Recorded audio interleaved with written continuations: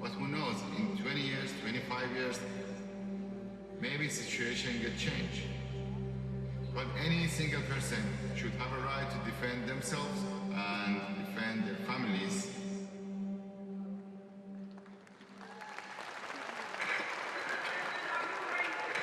And drinking as many as 12 Diet Cokes. The Second Amendment is about a militia.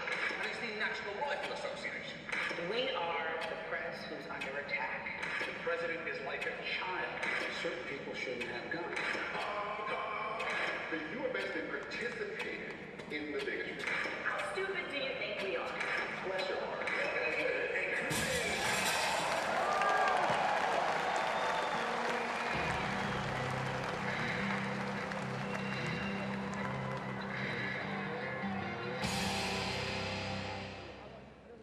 We remain steadfast in our commitment to individual freedom and empowering law-abiding Americans to make their own decisions about the safety and security of themselves and their families. And we are absolutely determined to pass national right to carry reciprocity. We have repeatedly offered real solutions that are proven to work. Put trained armed security in every school. Fix the broken mental health care system. Enforce the federal gun laws against every drug dealer and criminal gang member on the street, which stops them before they get to their next victim.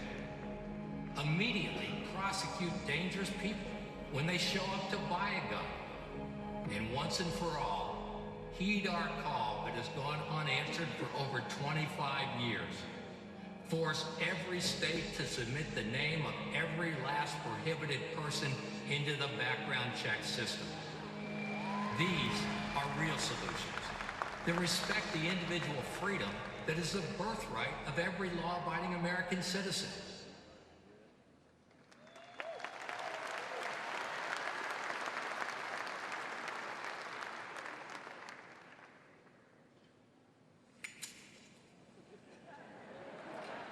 You know, I don't even have to do this.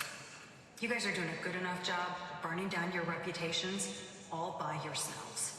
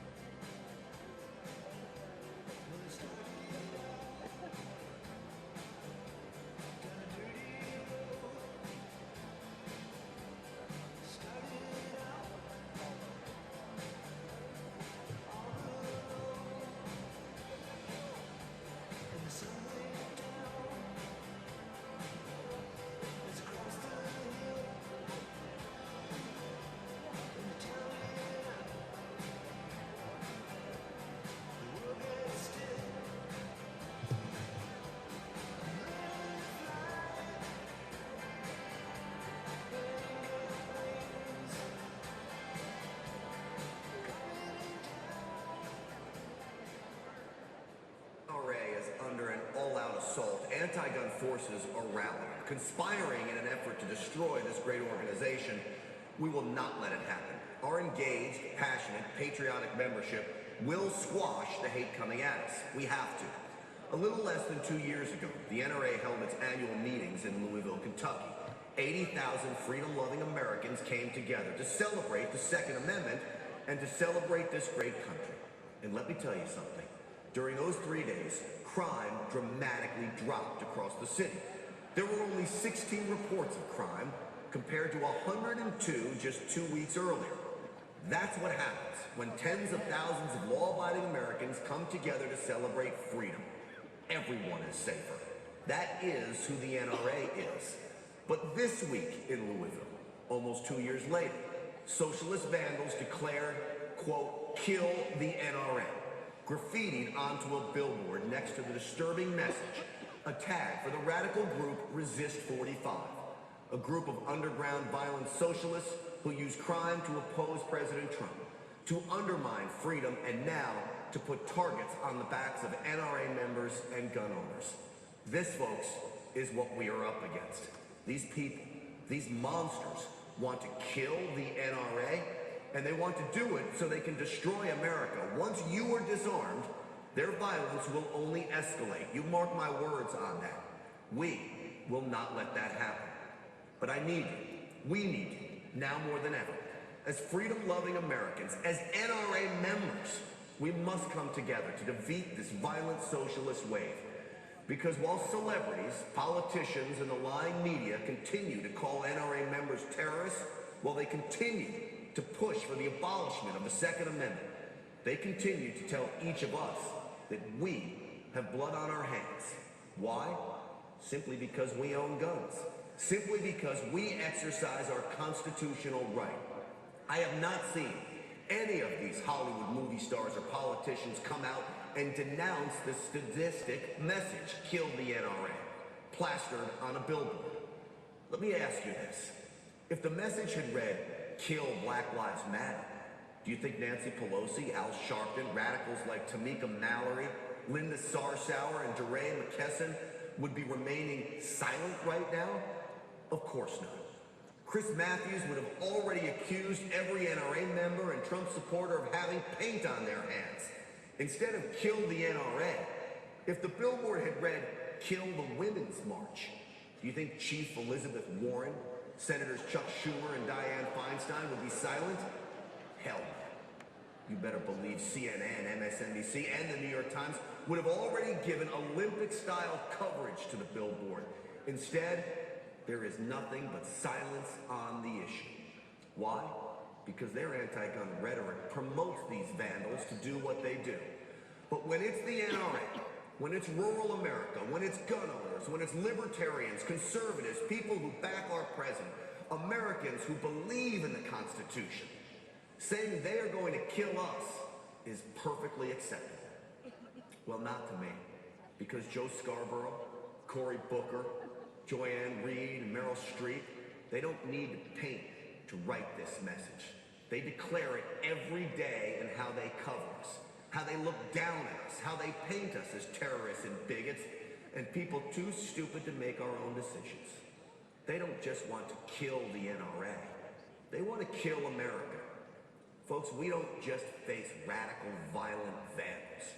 We are up against billionaires and the entire mainstream media, not to mention academia. So I'm asking you, get engaged. Even more than you already are, please.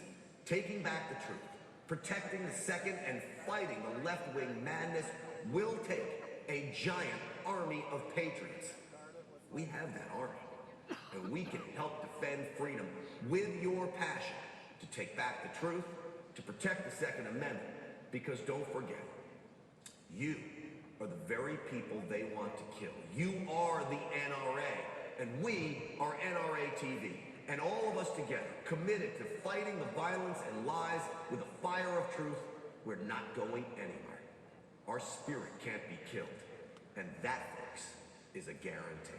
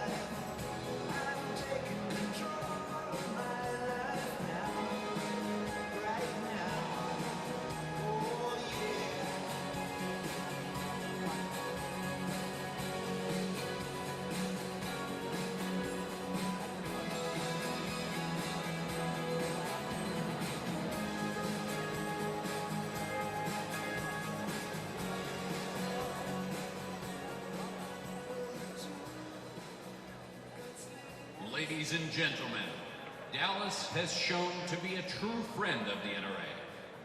People are overflowing outside to come into this celebration of freedom. We want President Trump and Vice President Pence to see this huge show of support. And we want the media here today to see just how strong the NRA and its members are. Please allow a little more time as we let everyone in to this show of strength.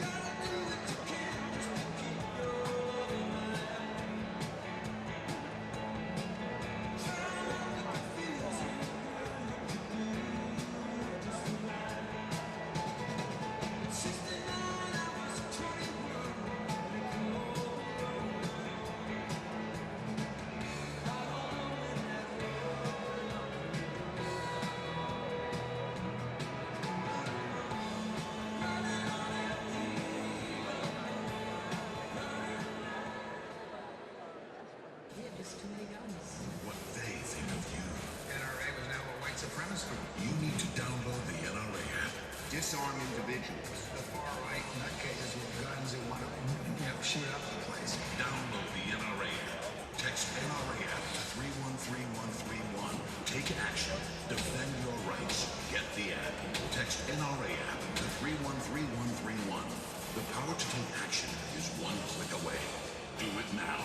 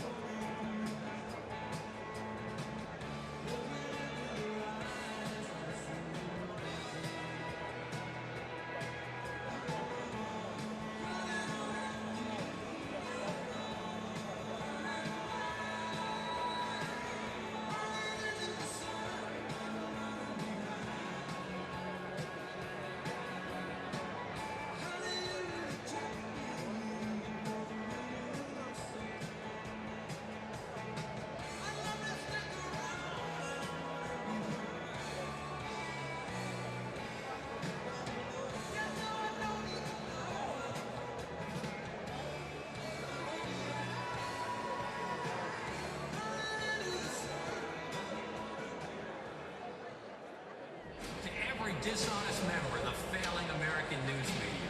Let me explain why you've never been less trusted, less credible, or less respected. For decades, you ignored calls from millions of gun owners to just tell the truth.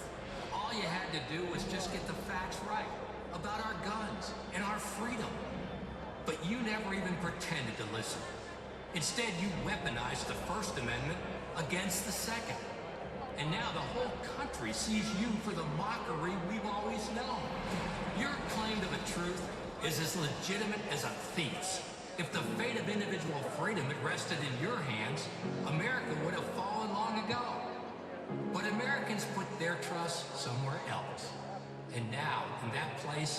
stands the most trusted defender of individual freedom in American history. We're the National Rifle Association of America, and we're freedom's safest place.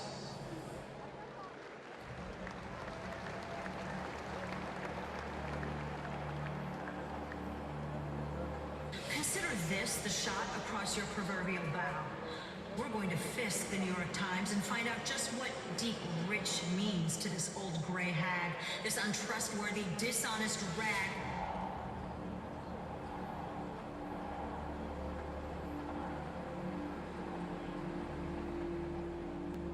More than 50% of black people are either unemployed or underemployed. Chaos on the streets of Paris. The Mexican cartel.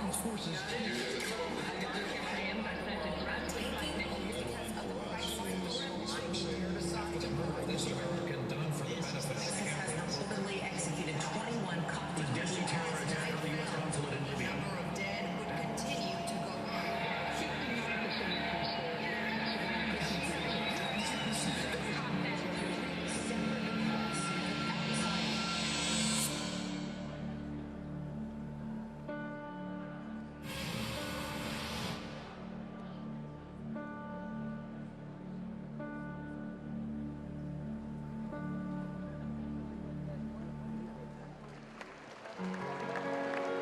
This is a letter. Some people might try to tell you that it's a journalist, that it's not biased, that it retains journalistic integrity after baselessly accusing our president of inciting civil war. Yes, some people might try to tell you that this is a journalist. They might even scream journalist, journalist, journalist, over and over again. They might put journalist in all caps. But this is a letter. Its network colluded with a Democratic presidential candidate. Its colleague gave debate questions to Hillary Clinton. Don't be fooled. This is not a journalist. This is a lemon. A bitter lemon. Are you shooting cool videos? How do I get the cool feed to get the break out of there? Okay, there's right there, it's on satellite. Okay.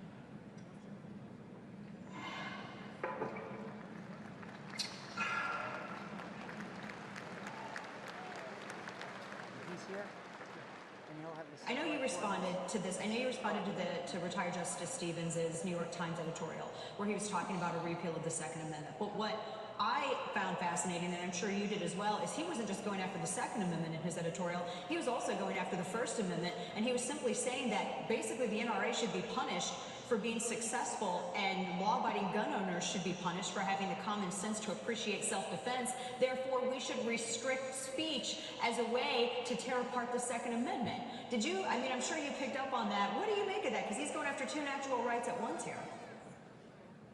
Well, you know, it's fascinating, Dana. All we've ever asked for is a little bit of intellectual honesty in this debate, and we surprisingly got a little bit out of Justice Stevens. We knew all along that he was a anti-Second Amendment, anti-individual freedom justice, so that wasn't really a surprise. What was a surprise was the collective yawn of the national news media. Can you imagine if Justice Souter had said, you know what, we need to repeal the 19th Amendment? Or if Sandra Day O'Connor came out and said, we need to repeal the First Amendment as it relates to the media. I mean, the fact that it was a collective yawn just shows that they didn't want to cover it. That's where they really are. This isn't about ARs or gun shows or universal background checks. This is about fundamentally changing this country, repealing this freedom, and also eliminating the one group that stands in the way of the left in implementing their progressive agenda, and that's the National Rifle Association of America.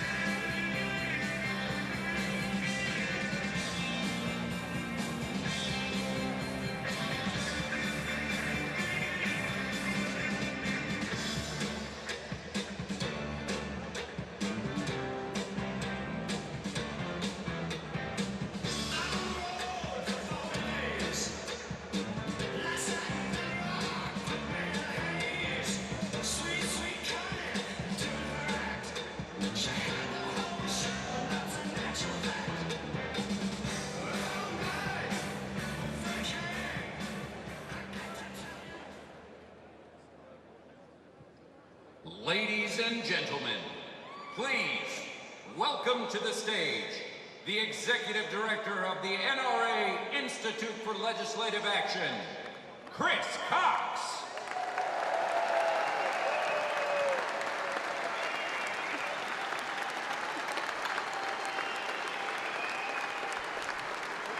How's everybody doing today?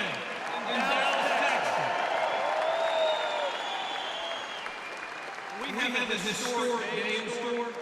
This is the first time in the history of the National Rifle Association, 147 years, that we welcome both the Vice President and the President to our annual meeting.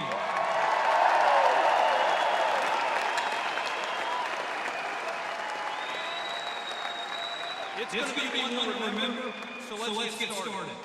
To deliver the invocation, I'm proud to welcome the winner of 2 Purple Hearts, the Bronze Star, and the Silver Star. He not only fought for his country, but continues to fight for our freedoms each and every day. No one stands up for our brave servicemen and women more than this man. We're proud he serves on the NRA's Board of Directors, and we're privileged to have him here today. Ladies and gentlemen, I'm honored to introduce a genuine American hero, Lieutenant Colonel Oliver North.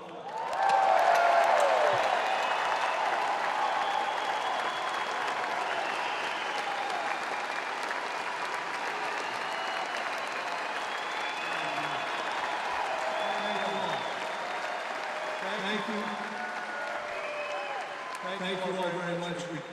My job is to keep us on schedule.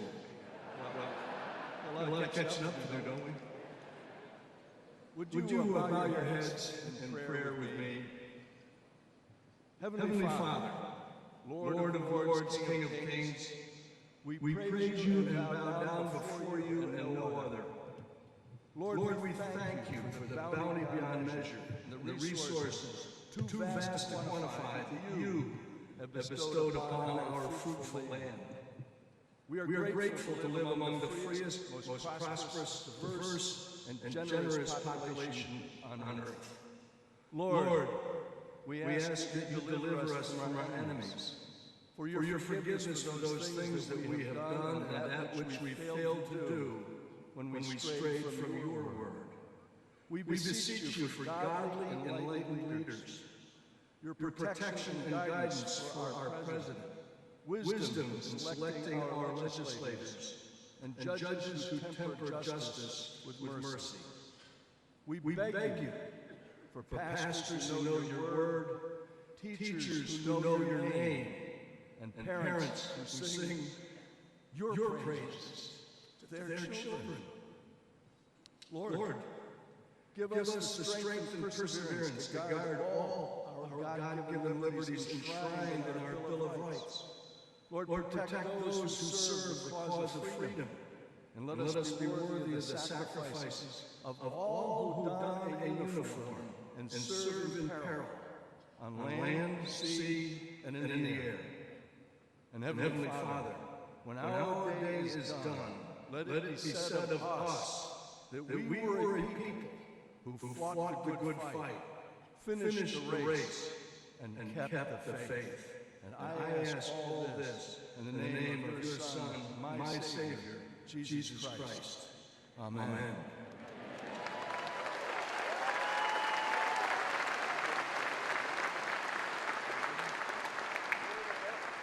Thank you, Colonel.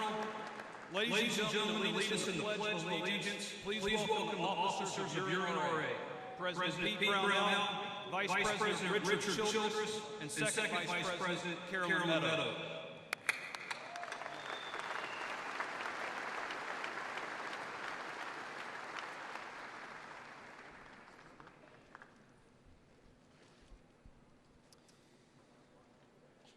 Ready? I pledge allegiance to the flag of the United States of America and to the republic for which it stands, one nation, under God, indivisible, with liberty and justice for all.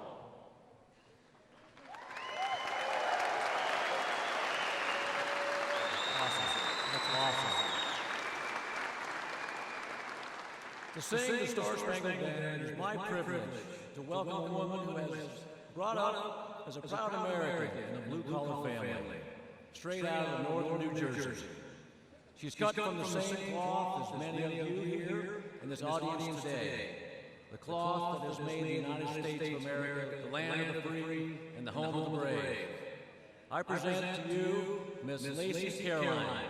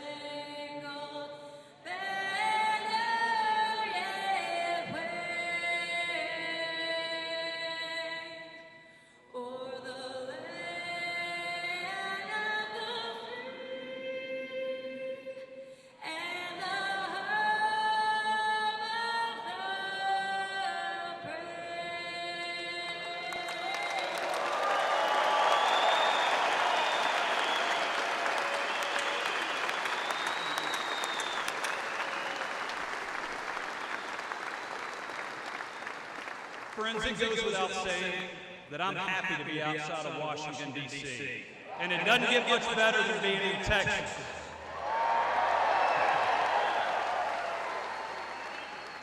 We're here to celebrate American freedom today. While we celebrate, we're also mindful that our country's been through some challenging times since we were last together. 3 months ago, we witnessed a horrible tragedy in Parkland, Florida. We all grieve for the families because they had to endure something no one ever should. And we resolved to work to find solutions to prevent it from happening again. But the question is this: what do those solutions look like?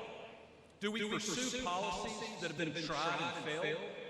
Or do we focus on meaningful solutions to the underlying problems? Every parent in America wants to know our kids will be safe at school. Every parent. But there's not enough discussion, not enough urgency about solving the very real vulnerability our kids face every day. While too many people are focused on political agendas, the NRA is focused on real solutions. And the truth is, there's a lot we can do together as a country. Let's start by taking the No Guns Allowed stickers off the windows of our schools.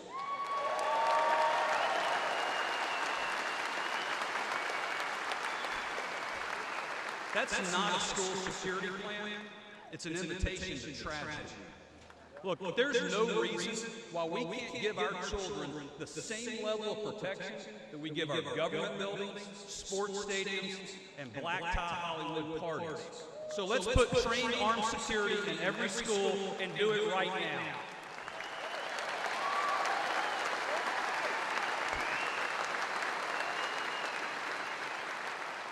While strengthening school security is critical, we must do more when it comes to addressing a violent culture in our country. Parents are concerned about an entertainment culture that devalues human life, degrades women, and celebrates killing. Not because mature adults can't handle it, but because our most vulnerable children can't, and every parent knows it. We're concerned about the overprescription of drugs and the threat it poses to our kids. We're gravely aware of the collapse of the family structure in America. We're concerned about the social isolation caused by technology. Not because we're neophytes, but because deep down, everyone knows the trash our kids see on screens every day affects their behavior. Violence is a deeply complicated problem. Its roots lay all around us. Fixing it requires an open and honest exploration of our culture. But to be clear, it does not require taking away law-abiding people's freedom.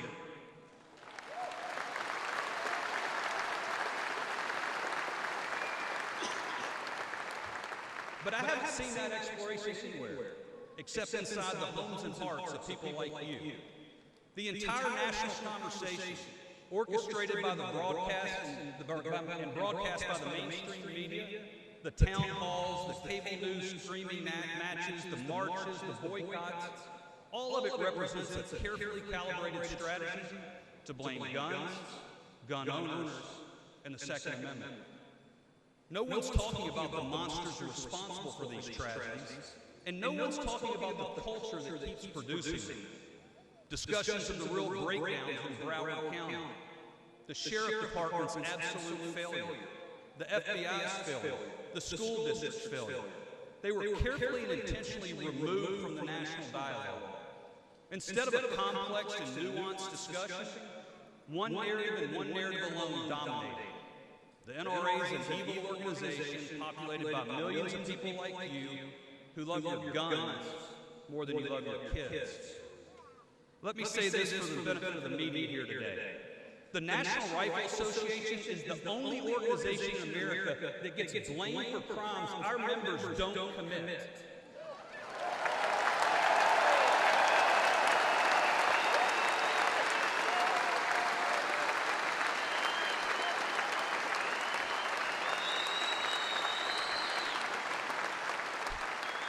So to be clear, the 5 million law-abiding men and women of the NRA will not accept one shred of blame for the acts of madmen and the failures of government. You don't have a monopoly on caring, you don't have a monopoly on grieving, and you sure don't have a monopoly on solutions.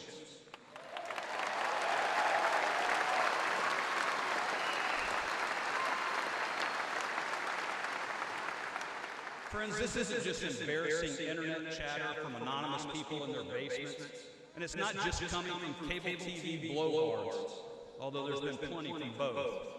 No, this story is being pushed by some of the most prominent members of our society. Just listen to this from the governor of Connecticut.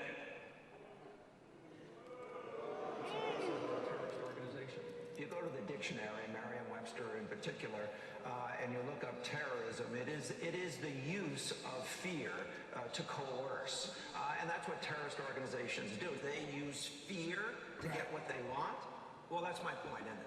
And quite frankly, that's what the NRA advocates. They advocate for more danger in your state, and they use fear to get their way.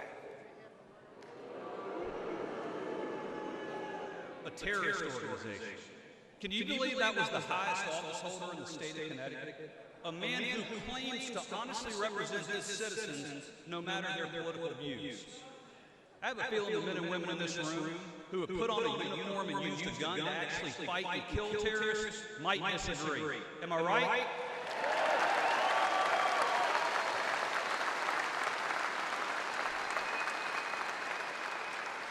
Yet this guy feels free to slander tens of millions of law-abiding people who've done nothing wrong. Now, we defend the governor's right to free speech every bit as much as we defend his right to protect himself. But what does calling the NRA a terrorist organization do to protect school children? Absolutely nothing. If he really wanted to protect those kids, you know what he'd do? He'd put the same armed protection he insists on for himself around every school in Connecticut.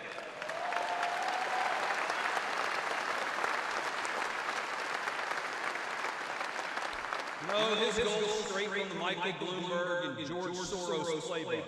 Say whatever it takes to stoke the flames of hatred against you, the honest, law-abiding NRA member. They can't beat us on the facts, but if they can shame us out of the fight, they'll win. What they really want is for you to be afraid to publicly associate with this organization. They don't want you to go to a Friends of NRA dinner. They don't want you wearing an NRA hat or putting an NRA sticker on your car or truck. Why? Because they can't implement their radical agenda with a strong and united NRA.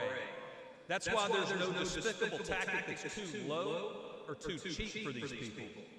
In the face of their bitter hatred, there's never been a more critical time for us to stand tall and, by God, to stand proud.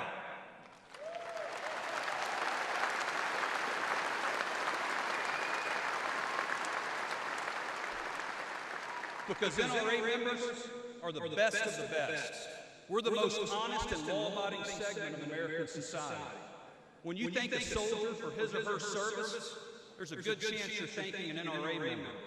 Because we don't just believe in individual freedom and personal responsibility, we live it every single day. Absolutely.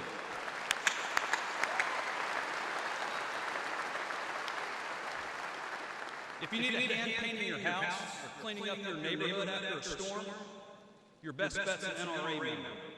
If you're stuck on the side of the road with a flat tire in the middle of the night, your best bet's an NRA member. And if a deranged monster comes into your church and starts murdering innocent people, your best bet is an NRA member like Stephen Williford. Please watch.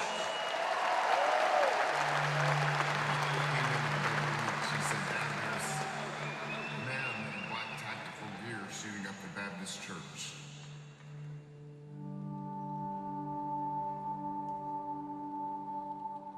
Every one of those shots to me represented one of my neighbors, one of my friends, and I ran as fast as I could.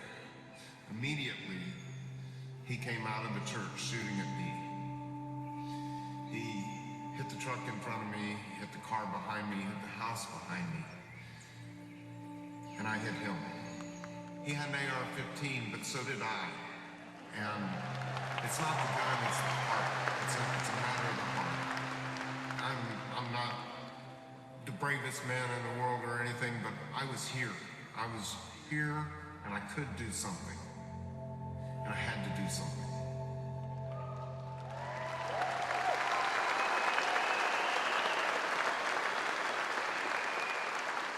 Stephen Williford is a devoted husband and father of 2 daughters. He just became a grandfather.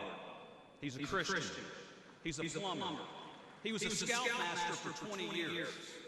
He volunteers with Christmas in April to help restore homes his neighbors can't afford to fix.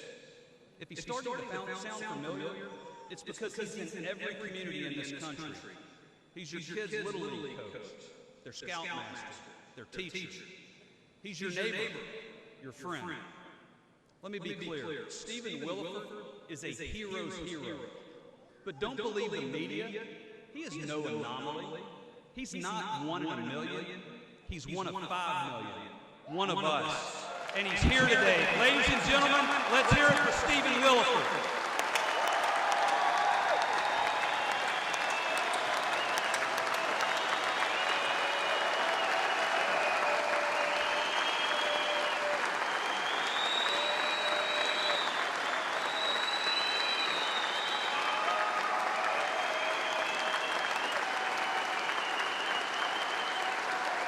Thank you. Thank you all so much. I want to thank the NRA for inviting me here tonight. And I want to say a few things, and I hope they'll indulge me. Real quick, I would like to invite all of the military, former and active members that are NRA members, please stand up.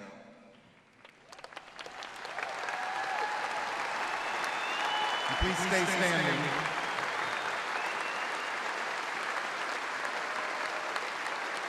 Next, I want to ask all the first responders, all the fire department, all the EMTs, and all our police officers to please stand with our military.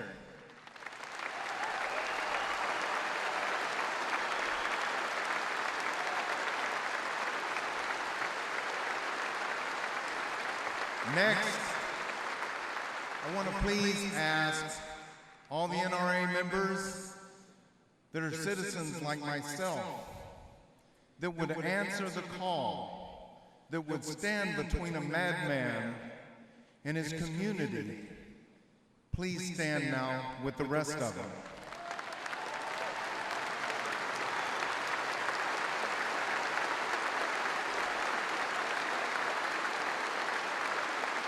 I want you guys to look around at each other and understand we are the NRA. We are the people that stand between the people that would do evil to our neighbors.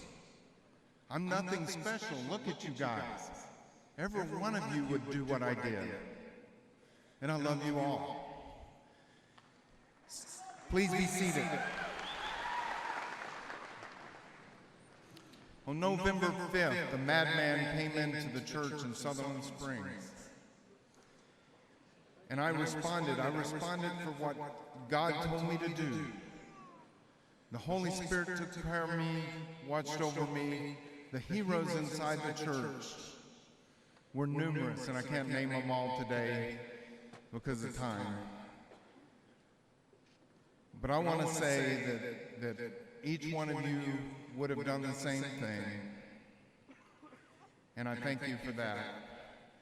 Since November 5th, police officers have been coming up to me in fire department and EMTs and giving me challenge coins, and those mean so much to me.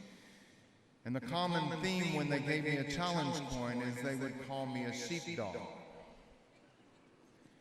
After a long thought about that, I found out that the police department knows very much what a sheepdog is, because they are the sheepdogs, and I was told that a challenge coin and being a sheepdog is protecting your community, and there's three types of people. There's sheep, there's sheepdogs, and there's wolves. I'll accept being a sheepdog. I took care of my community on that day, and I would do it again, as each one of you have indicated you would. But being a sheepdog, we all need to understand that we can't do it alone, that there's always a shepherd that takes care of the sheepdog. And what the shepherd does is the shepherd makes sure that his sheepdog have food, water, and a warm place to sleep at night and rest. And a shepherd will take care of and brush the thorns and thistles out of the sheepdog's coat. And when too many wolves come down on one sheepdog, he sends other sheepdog to help, or steps in himself to protect his sheepdog. I'm here to tell you today that Jesus Christ is my shepherd. And what happened in Sutherland Springs was all him, and it's his glory. And thank you for my God and for his Son that paid the price for us. Thank you to God for protecting this great nation, and thank you for the NRA. Thank you very much. God bless.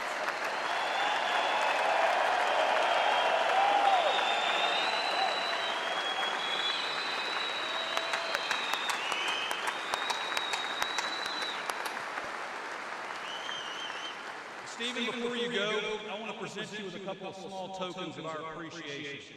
I know you're a proud Texan, so the first is an original stock certificate from 1844.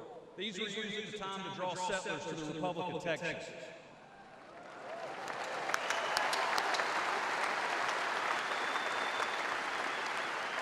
The second is, I understand you've been a proud NRA member for as long as you can remember. Well, you're never going to have to renew again, because, Stephen, you're now the newest life member of the National Rifle Association. Congratulations.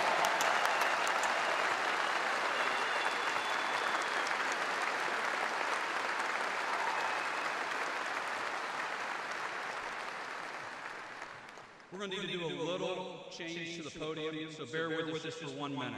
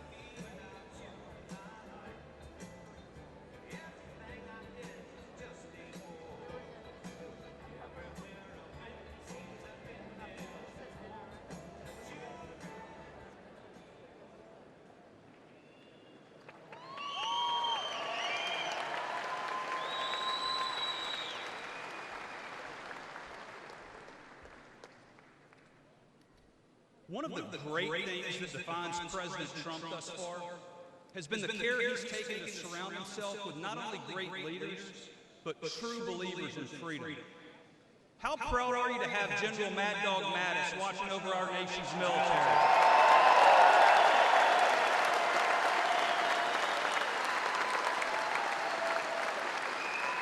How about Nikki Haley giving them hell at the United Nations?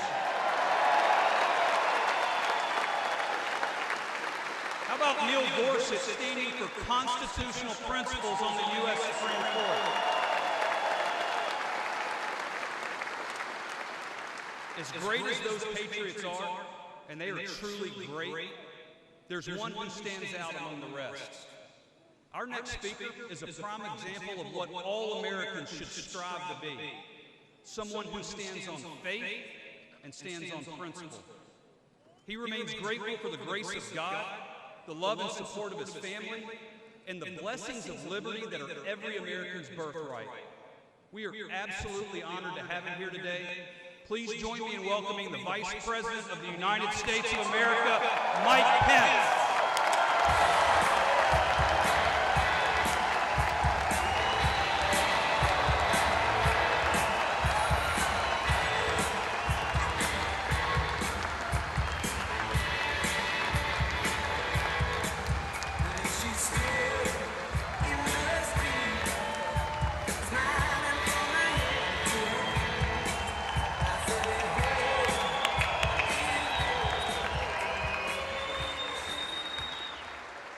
Well, hello, NRA.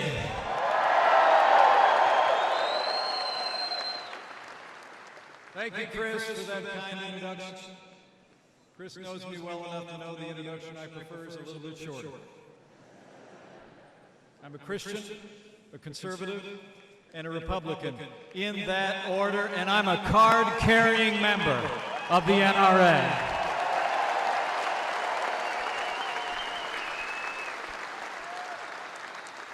To Wayne LaPierre, to Governor Abbott, the distinguished members of Congress, to all my fellow Americans who've come from near and far, it is great to be back at the 147th annual meeting of the National Rifle Association. Thank you all. And I'm especially proud to be here with a good friend of mine, a great champion of our most cherished liberties, and a man I can tell you who can't wait to get out here, the 45th President of the United States of America, President Donald Trump.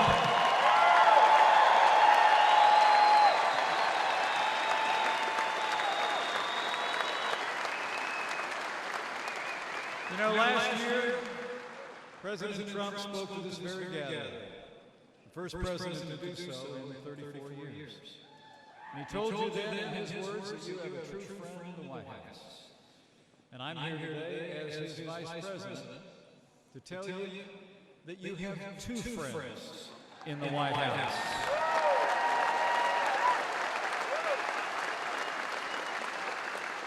President Donald Trump and I both stand without apology for the Second Amendment, and in this administration, the right of the people to keep and bear arms will not be infringed.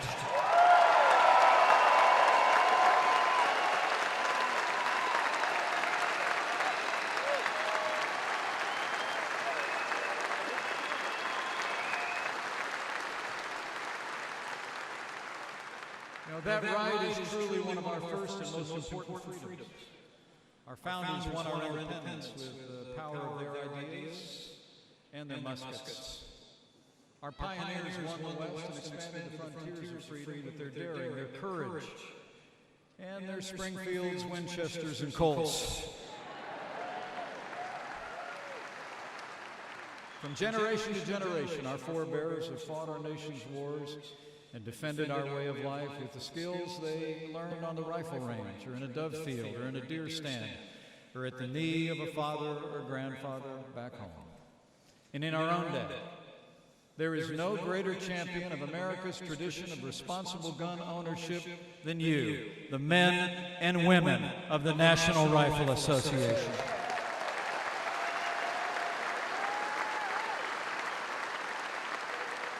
The National Rifle Association is an organization forged in freedom. For nearly 150 years, the NRA has valiantly defended the Constitution and all our God-given liberties. In its early years, the NRA helped train our fellow citizens in gun safety and marksmanship, a tradition that continues even as this organization has gone on to become one of the principal defenders of our Second Amendment rights. Today, more than 5 million Americans are proud members of the NRA. And the work you do is essential to preserving our freedoms at every level of the American government. So give yourselves a round of applause for all you do for the ideals we cherish.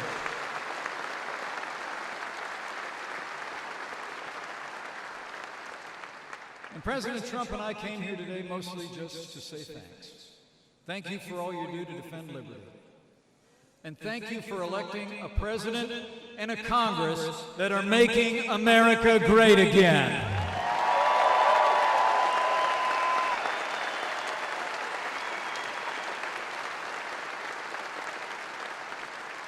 Because of your support on Election Day and every day since, you can only describe this administration one way.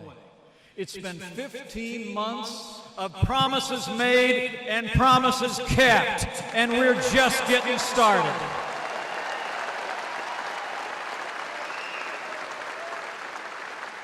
I mean, think about it. President Trump promised to rebuild our military and restore the arsenal of democracy. Just over 1 month ago, President Trump signed into law the largest investment in our national defense since the days of Ronald Reagan.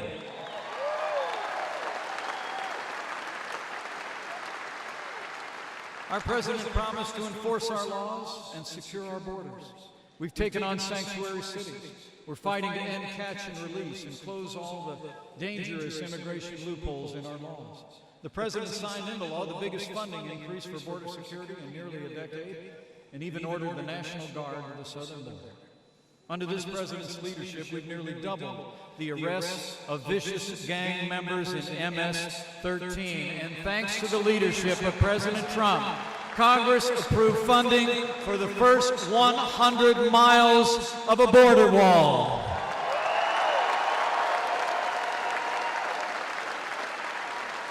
And I'll make you a promise.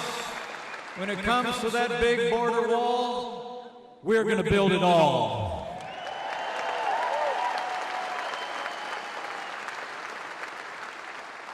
This president has also stood for all the God-given liberties enshrined in our Constitution. And I have to tell you, I couldn't be more proud to serve alongside a president who stands without apology for the sanctity of human life.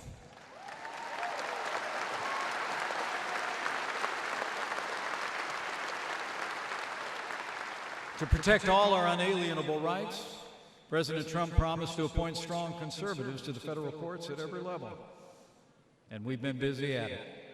We actually, in the last year, set a record for the most Court of Appeals judges confirmed in a single year in American history, and that doesn't even count Justice Neil Gorsuch on the Supreme Court of the United States.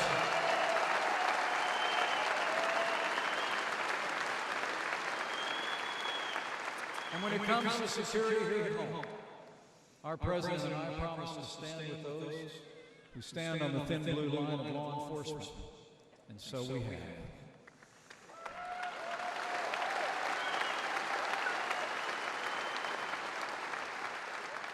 As we all know, the men and women of law enforcement risk their lives every day to serve and protect our families, our neighbors, and our communities.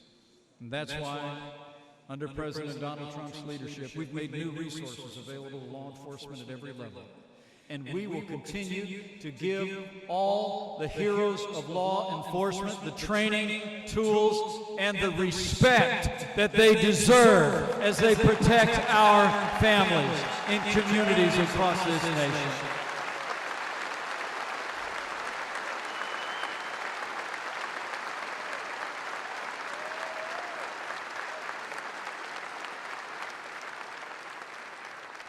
You know, the American people will always remember the heroes of the Dallas Police Department. who fell in the line of duty nearly 2 years ago in that attack that claimed the lives of 5 officers and left 9 others injured. Sadly, just last week, another brutal attack of violence struck this city, leaving 1 Dallas police officer dead and injuring another officer and a security guard. I know I speak for everyone here when I say that we are praying for the family of Officer Rogelio Santander and for the swift recovery of Scott Painter and Officer Crystal Almeida.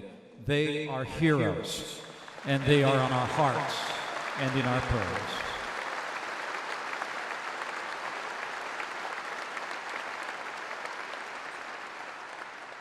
We live in challenging times, for as we all know, it hasn't just been our law enforcement community that's faced mindless violence of late. We live in a time where mass shootings have claimed hundreds of lives in places of work and worship and public settings, shocking the conscience of the nation. An ISIS-inspired attack on the Pulse nightclub in Orlando. An attack on a country music concert last year in Las Vegas, the worst mass shooting in modern history. And the recent attack on Marjorie Stoneman Douglas High School in Parkland, Florida. These and too many other acts of violence shattered families and left our nation searching for answers. We mourn with those who mourn and grieve with those who grieve. But we also resolve to confront this menace with all our strength. And we are doing just that under the leadership of this president. And I promise you, under President Trump's leadership, we will not rest and we will not relent until we end this evil in our time. You know, in recent days, after these tragedies, America has seen President Trump's leadership on full display. He hosted a listening session at the White House with students and teachers and parents still grieving from the shooting in Parkland, Florida. We listened to their stories. We heard all sides of the debate. I'll never forget it. As the president said in his words, it's not enough to simply take actions that make us feel like we're making a difference. We must actually make that difference. And so we have.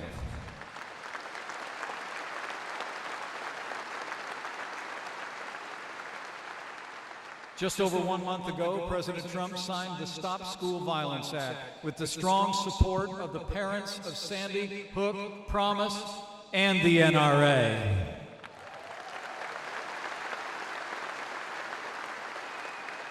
We're now providing more than $2 billion to help local governments ensure the security of their schools and the safety of our students. It represents the single largest investment in school safety in American history.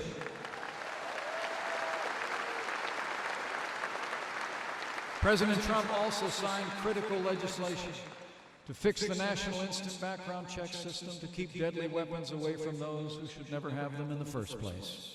And we're pursuing new resources to ensure that those struggling with serious mental illness have access to the treatment that they need.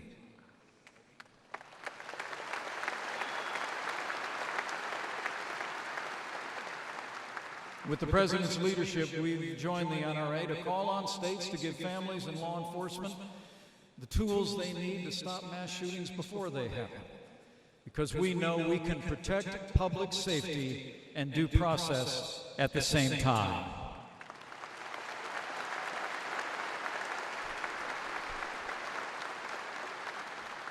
And President Trump has urged leaders all across America to follow the example of states like Indiana and allow qualified school personnel on a voluntary basis to carry concealed weapons, because the quickest way to stop a bad guy with a gun is a good guy with a gun.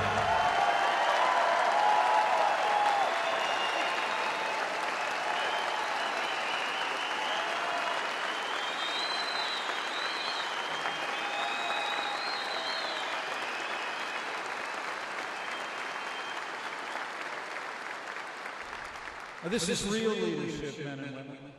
These are real results that will give law enforcement, families, and our schools new resources and tools to protect our students and ensure public safety. And I promise you, we will continue to bring American solutions to bear on this crisis. We will end this evil and protect our liberties at the same time. That's the American way.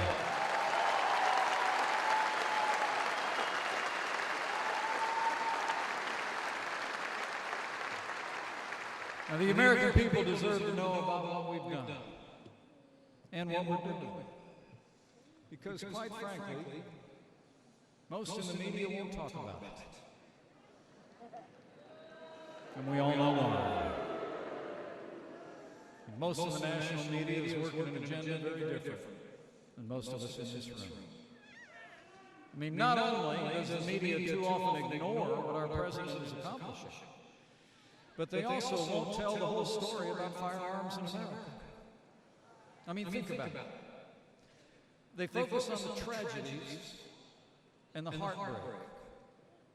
And well, they should. But too often, many in the national media all but ignore what happens when well-trained, law-abiding gun owners save lives. It's the truth.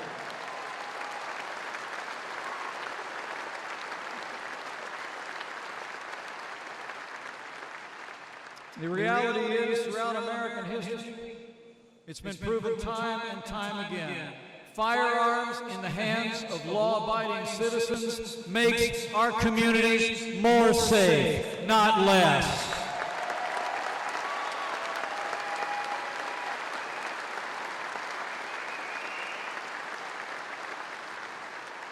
And let me tell you a few stories that you don't hear much about in the national media, but they prove the point. Like the off-duty Marine in Atlanta in 2009, who was attending a party that was overtaken by two would-be murderers. After the attackers separated the men and women, Sean Barner was able to get to the concealed firearm in his backpack. He killed one and ran off the other, preventing a terrible tragedy.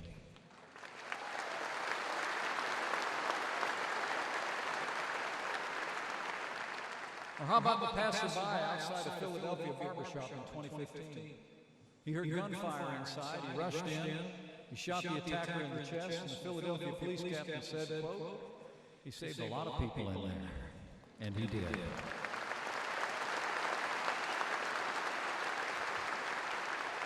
Or how about the Uber driver in Chicago the same year, who saw a man open fire on a crowd of people on a Friday night. He pulled out his concealed weapon, he engaged the shooter, he hit the attacker multiple times and saved the lives of people on that street that he'd never even met.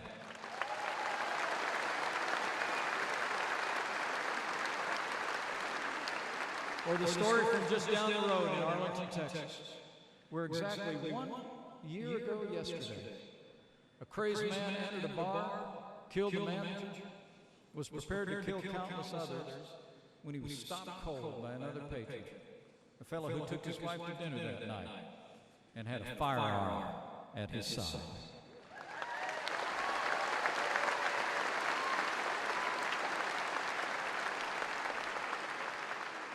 I mean, the truth is, these are the stories we don't hear much about. Yet they're the stories that America most needs to hear. And so today I want to call on the national media. Start telling the whole story to the American people about firearms in this country.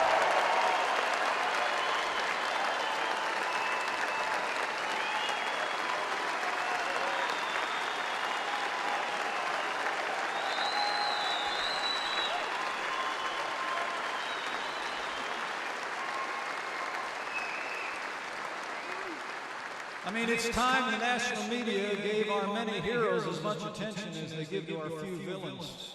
Because we should be a nation that recognizes the people who save lives much more than the people who take them.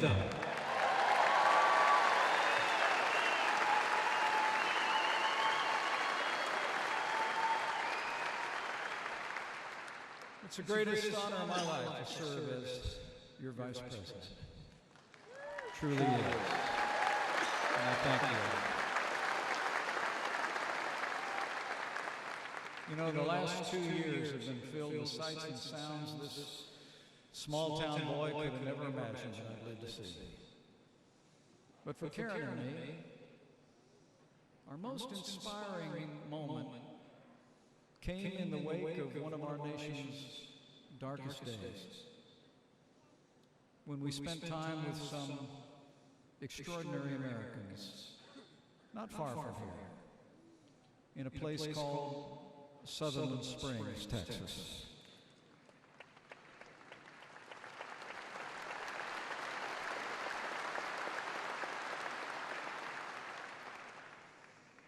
We all know the story. You just heard it again.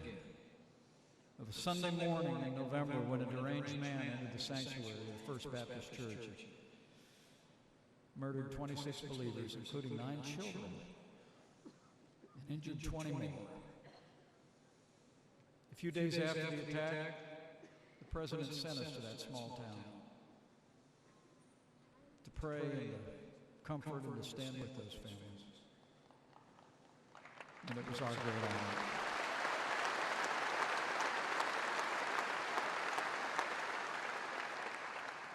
We grieve with those who grieve, and we pray. But as the good book says, we did not grieve like those who have no hope, because the faith of those families and the heroes minted that day gave us hope.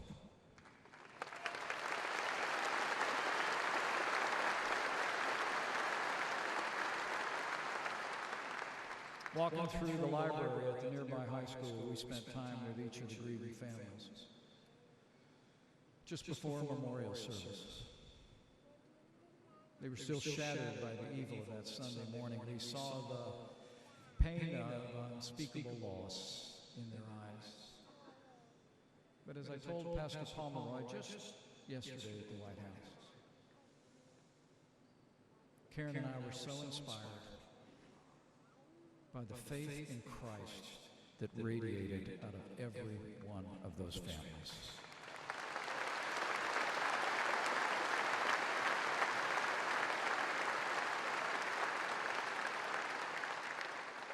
But it wasn't just the faith of the families of the fallen. That day we also met for the first time the heroes of Sutherland Springs on a street corner just outside the church.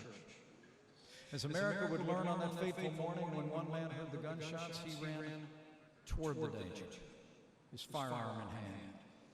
He shot the attacker twice, and with another man's help, they pursued that murderer in a high-speed chase. While the losses that day were indescribable, what was clear later is that it actually could have been worse. The murderer had ammunition and arms that would have claimed even more lives. But for the courage of an NRA instructor and the newest recipient of the Defender of Freedom Award, Stephen Miller. Stephen, it is an honor to share this stage with you today.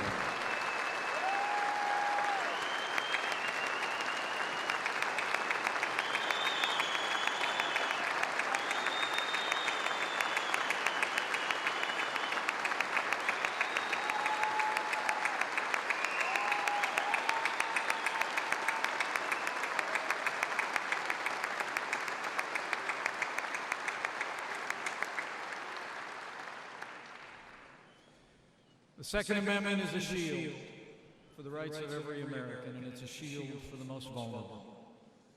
It's the great equalizer that gives every American the power to defend themselves and their families against any evil in our midst.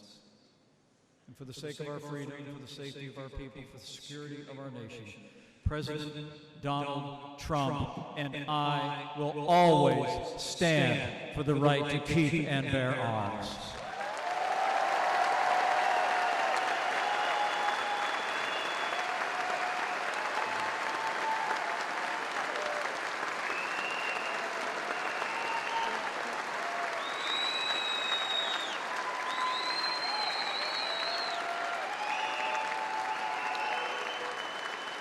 As I close, let me simply encourage you. Encourage you to remember that our freedom always needs defending. As my second favorite president, Ronald Reagan, once said, freedom is never more than one generation away from extinction. And make no mistake about it, men and women, this is a pivotal year in the life of our nation. And in this year, I want to challenge all of you, all the men and women of the National Rifle Association, here and across the country, stay in the fight. Exercise all of your fundamental rights. Live out the citizenship in a way that's long made the NRA one of the most potent forces for good in the United States of America. And do it this year.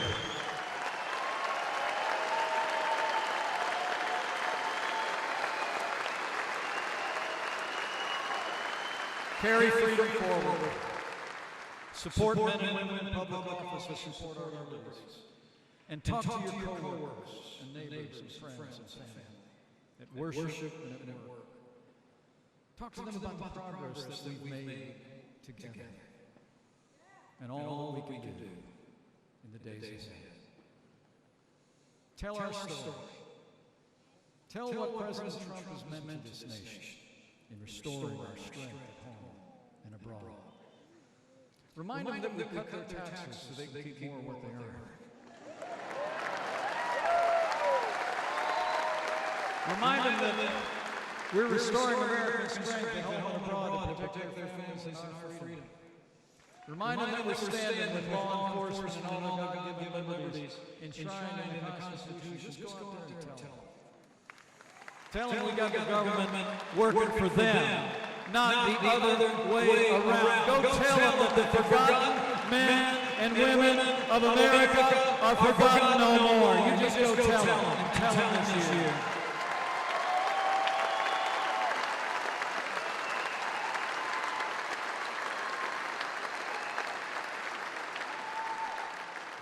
And if you're ever minded, there's one thing more I might urge you to do. In this time of too much division in these United States, too much anger, and even violence, I want to encourage you, if you're so inclined, to bow the head and bend the knee in the days ahead and pray for America.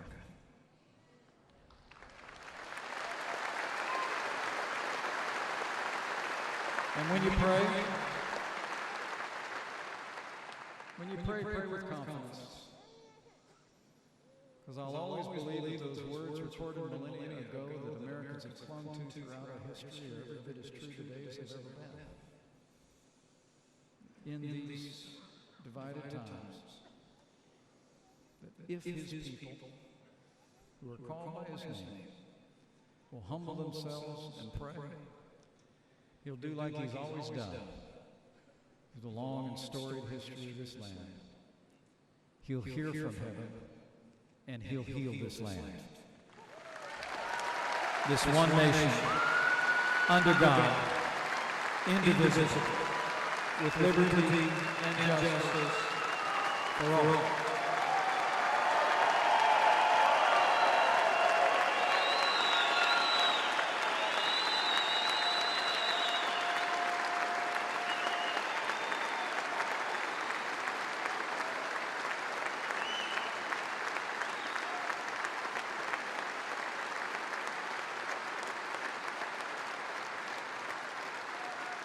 Well, I need to get out of your way because your next speaker is about ready to come out.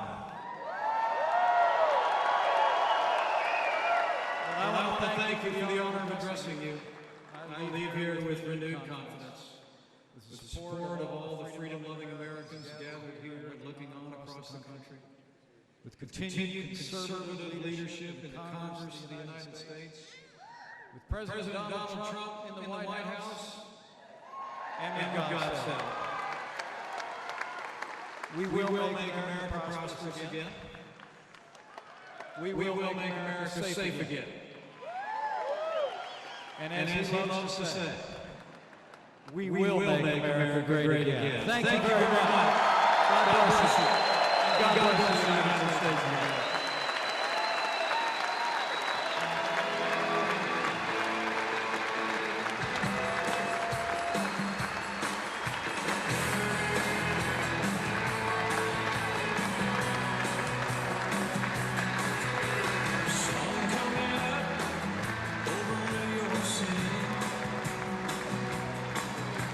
School bus driver in a traffic jam,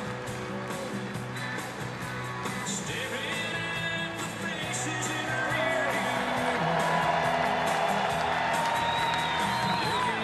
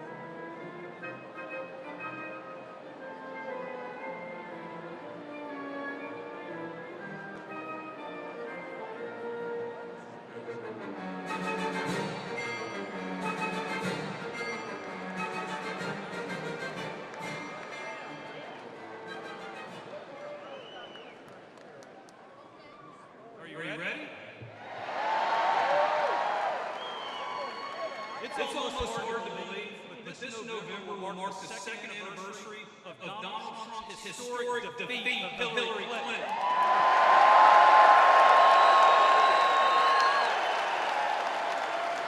If that's not a reason to celebrate, I don't know what is. Now, everyone always wants to grade the president. His first 100 days, his first year, his first State of the Union speech, his first Easter egg roll. It's all they want to talk about, day in, day out. Well, I guess I'll never have a job in the media because I can tell you everything you need to know in the next 30 seconds. You want to know how the president's doing? Just take a look at who's winning and who's losing. There's never been a worse time to be a terrorist than when Donald Trump is president. There's never been a worse time to be an MS-13 gang member. There's never been a worse time for overpaid celebrities and athletes to disrespect the flag and the heroes who died.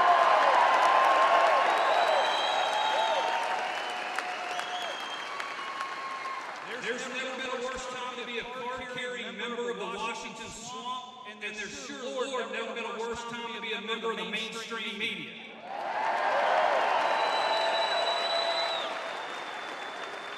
But you know what?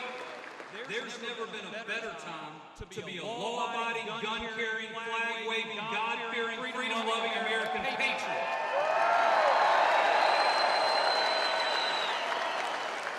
Sounds like he's doing a pretty damn good job to me. He's our president, and to all our friends in the media, you better get used to it. Because we intend to keep him making America great again, not for another 2 years, but for another 6 years.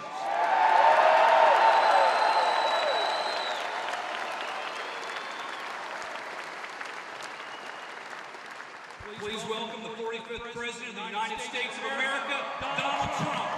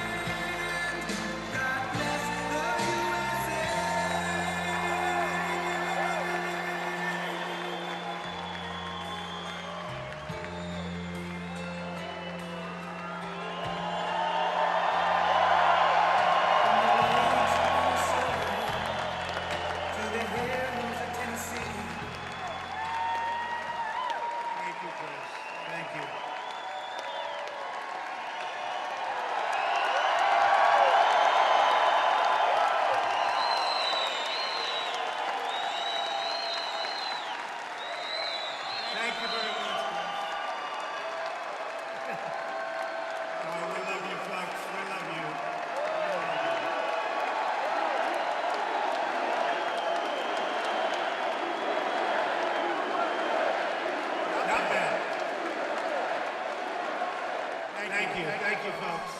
Thank you very much. A great honor to be here. And I want to thank Chris. So many people have done such an incredible job. And these are real patriots. They really are. And they don't get the kind of adulation, but really they do. And we know that. I want to thank Wayne LaPierre.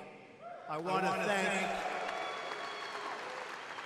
my friend, our great Vice President, Mike Pence, for his terrific remarks. I also want to recognize our great Texas leaders. Do we love Texas? Do we love Governor Greg Abbott, my friend. Where's Greg? Governor Greg Abbott. And he's running, and I've already done it. I want to tell you, Greg, I fully endorse you. You are endorsed.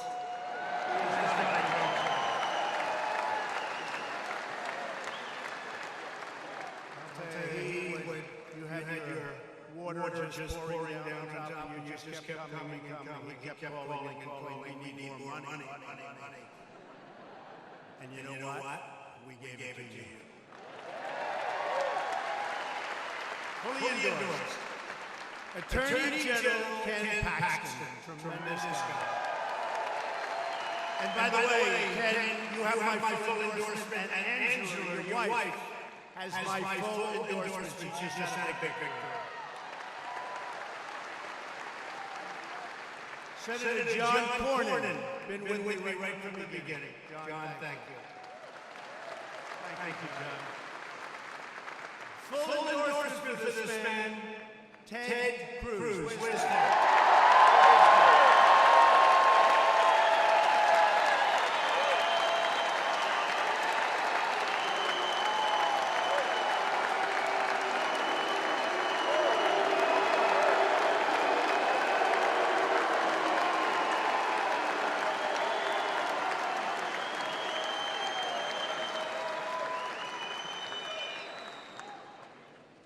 Thank you. That was very rousing. That's a good sign. Congressman Pete Sessions and Congressman Mike Burgess, great friends. We're also joined by Pete Ricketts, Dana Loesch, Charlie Kirk, Diamond and Silk.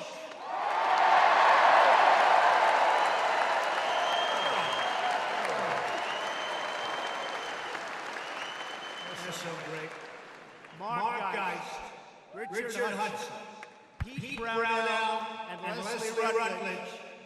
Finally, I want to thank all of you, the true American patriots of the NRA, who defend our rights, our liberty, and our great American flag. Thank you. Thank you.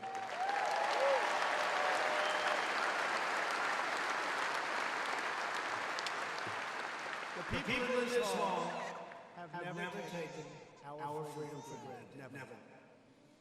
And you have never stopped fighting for our beloved Constitution. Incredible people. Thank you. You give your time, your energy, your vote, and your voice to stand strong for those sacred rights given to us by God, including the right to self-defense.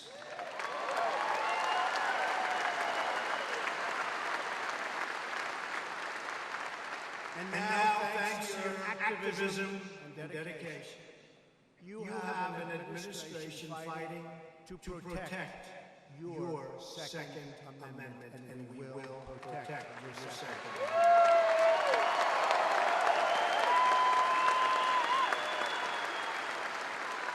Your Second Amendment rights are under siege, but they will never, ever be under siege as long as I am your president. All of us, thank you. All of us here today are united by the same timeless values. We believe that our liberty is a gift from our Creator that no government can ever take it away. We believe in the rule of law.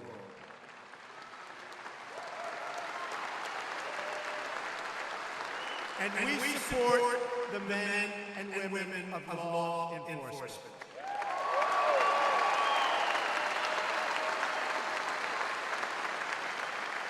We have pride in our history and respect for our heritage. We put our hands on our hearts for the Pledge of Allegiance. And we all proudly stand for the national anthem. We proudly stand.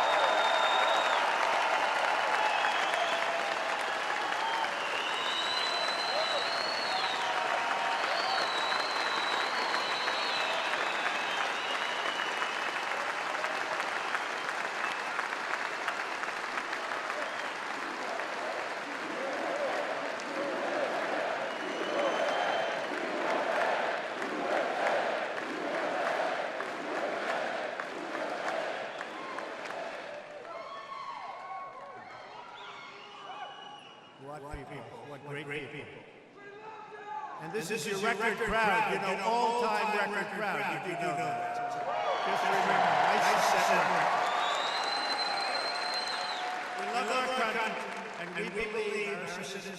deserve a government that shows them the same love and loyalty in return.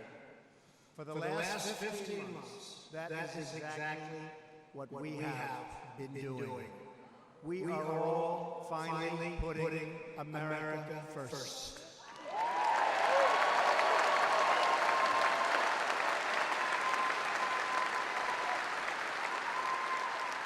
And we are seeing the incredible results.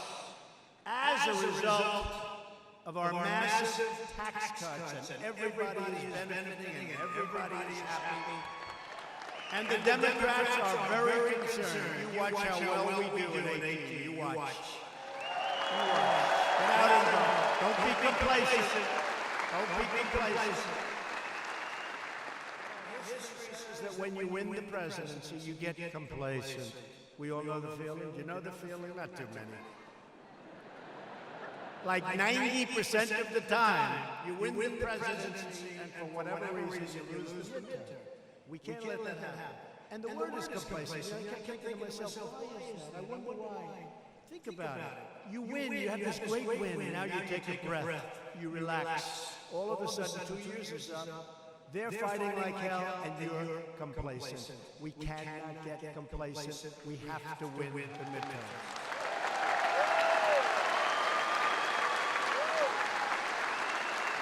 Because since the election, we've created 3.2 million jobs, unthought of. If we would have said that 3 years ago during the campaign, people would have said, what a horrible exaggeration. That's so terrible. They wouldn't believe it.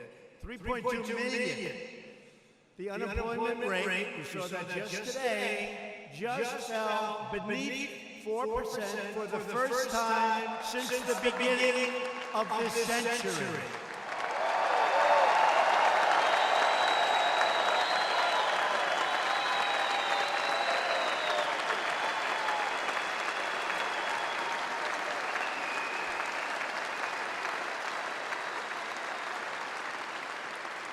You know, I heard it was about 19 years. I said, wait a minute. The beginning of the century sounds better. So I say, the beginning of the century. More beautiful. African-American unemployment has reached another all-time in history record in history.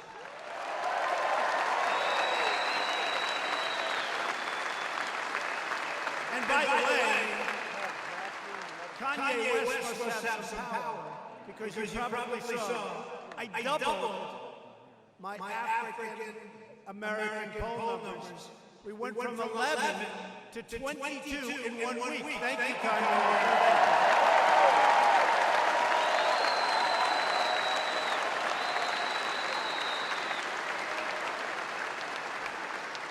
When I saw the numbers, I said, there must be a mistake. How can that happen? Even the pollsters thought there must be a mistake. Now we've come a long way.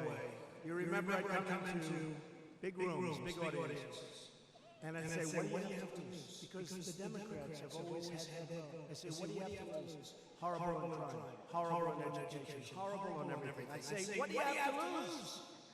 And they voted for me, and we won, but now the numbers are much higher than they ever were with African American.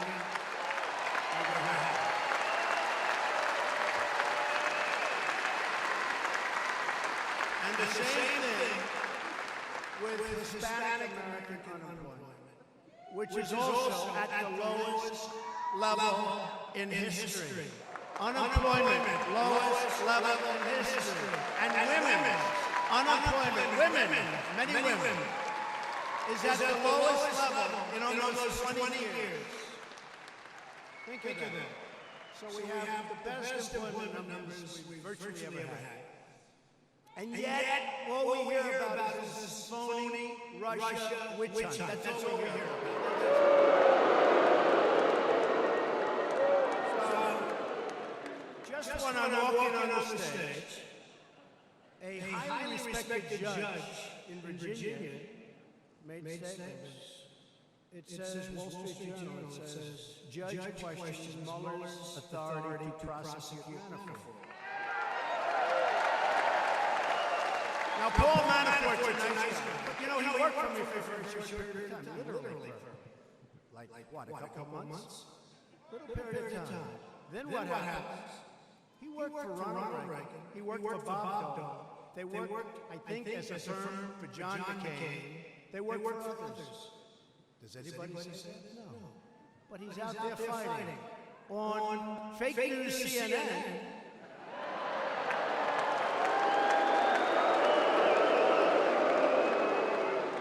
I think NBC may be more distorted and worse. No, but on CNN, they have a headline. Judge in Manafort case says Mueller's aim is to hurt Trump. You believe that? This is what we're up. It's called the witch hunt. So I just said, get that article. I want to read it. It just happened a few minutes before I walked on stage. A federal judge Friday questioned special counsel Robert Mueller's authority to bring tax and bank fraud charges unrelated.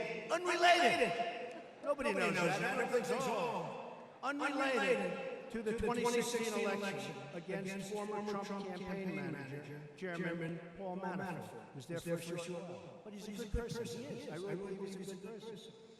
Judge T.S. Ellis, who is really something very special, I hear from many standpoints. He's a respected person. Suggested the charges before the U.S. District Court for the Eastern District of Virginia, which is part of the Mueller team's design to pressure Mr. Manafort into giving up information on President Donald Trump or others in the campaign. I've been saying that for a long time. It's a witch hunt. Then, none of that information has to do with information related to the Russian government coordination and the campaign of Donald Trump. It doesn't have anything to do. It's from years before. Then, how does this have anything to do with the campaign the judge has? Let me tell you, folks, we're all fighting battles, but I love fighting these battles. It's really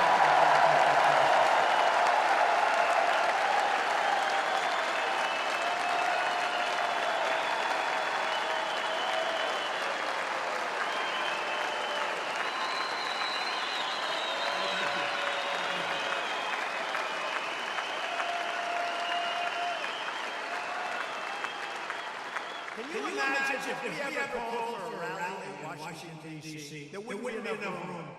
There wouldn't be enough room. We have a lot of love going on. You know, people don't realize we have great love going on in this country. Great love. It's right here. We have, and by the way, you just saw the recent poll. It came out in the Rasmussen, 51 or 52. It's the highest level I've ever been at. How does that happen when you only get bad publicity? How does that happen? Because people realize, that's because people realize that a lot of what you read and a lot of what you see on television is fake. They realize it. The people are smart. So you have a battle also. You have a battle to keep your rights, and we're going to keep those rights. You're going to be so happy. You have to say, you weren't sure that Trump was going to win, but you all went out there. You all went out there and you voted. You voted.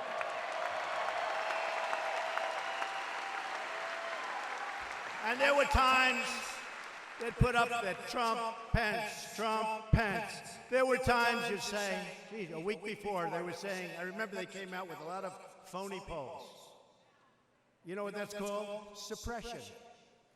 They convince you that you're wasting your time. Why should you vote? Go to a movie instead, come home, watch the results. Very few of the people in this room and in this country did that. And we really had a big night. Remember they said, there's no way, Electoral College, there's no way to 270, for me. There is no way to 270. And they were right. But 306 was okay, right?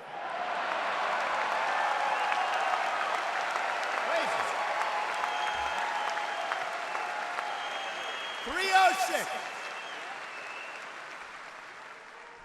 So we had a great time, and I think we're doing better now than ever before. I think we're more popular now from the standpoint, now we've produced. You know, when I was running, I said we're going to give you tax cuts. And by the way, we are decimating Obamacare. We got a bad vote the evening. We got a bad vote the evening that we were going to terminate Obamacare. We got a bad vote. You know about that, right? That was not a nice thing. That was an unexpected vote. But if you look at the massive tax cut bill, we also got rid of the individual mandate, which is the worst part of Obamacare, right?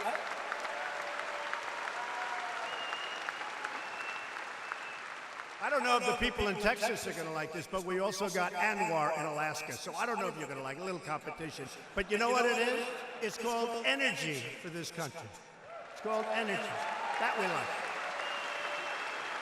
So, Ted, I think they're happy with that, I think, right? So, we've delivered. And when we were running, I would say, we're going to this, we're going to that, we're going to that. A certain person that's not a very fair person in the media said, I have to say, Trump has actually delivered more than he promised, which is probably the first time people have ever heard that statement. We've actually delivered more than we promised. And let me just tell you this, we're really doing well with North Korea. We're really doing well. Okay? Right?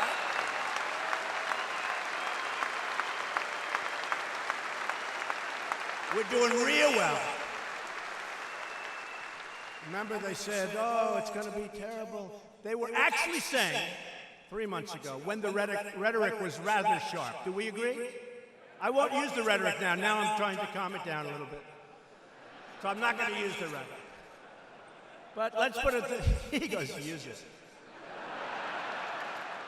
I know you come from Texas, whoever the hell you are.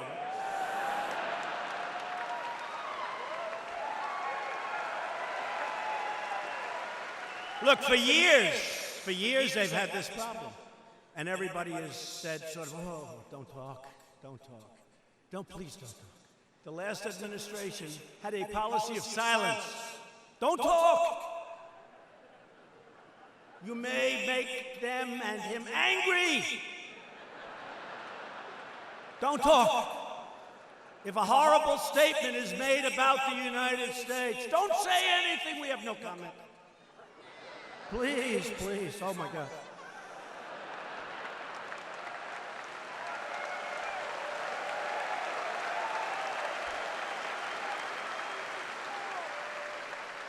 Same thing with Iran. Remember? We're signing that horrible deal, and they're marching in the streets saying death to America. I said, who signs a deal when they're marching saying death to America? Who marches? They're saying death to America, and we have the former administration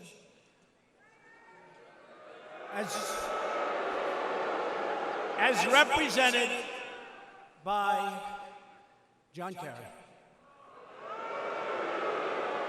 Not the best negotiator we've ever seen. He never walked away from the table, except to be in that bicycle race where he fell and broke his leg. That's it. That was the only time.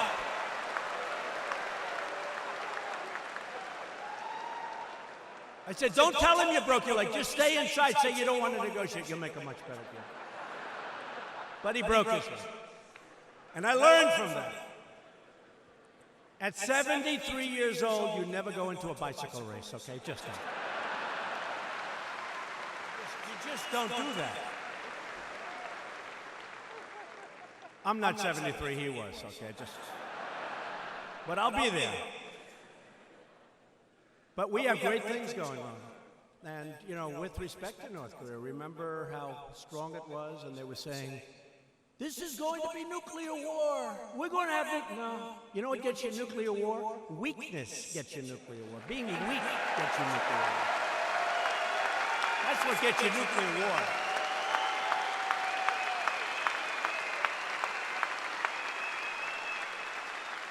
So let's talk about guns, shall we? Paris, France has the toughest gun laws in the world. The president just left Washington, Emmanuel, great guy. Nobody has guns in Paris, nobody. And we all remember more than 130 people, plus tremendous numbers of people that were horribly, horribly wounded. You notice nobody ever talks about them. They talk about the people that died, but they never mention that 250 people had horrible, horrible wounds. I mean, they never mention that. But they died in a restaurant and various other close proximity places. They were brutally killed by a small group of terrorists that had guns. They took their time and gunned them down one by one. Boom, come over here. Boom, come over here. Boom. If you were in those rooms, one of those people and the survivors said it just lasted forever. But if one employee or just one patron had a gun, or if one person in this room had been there with a gun aimed at the opposite direction, the terrorists would have fled or been shot. And it would have been a whole different story. I mean, right? Right? We all know what's going on in Chicago. But Chicago has the toughest gun laws in our country. They're so tough. But you know what's happening? It seems that if we're going to outlaw guns, like so many people want to do, Democrats, you better get out and vote, then we will get out, and you know what I'm going to say. We are going to have to outlaw immediately all vans and all trucks, which are now the new form of death for the maniac terrorists, right? They take a truck and they run over 8 people and wound 16, like what happened in New York and what just happened. It's happening all over. So let's ban immediately all trucks, all vans, maybe all cars. How about cars? Let's not sell any more cars. I love you too. Thank you.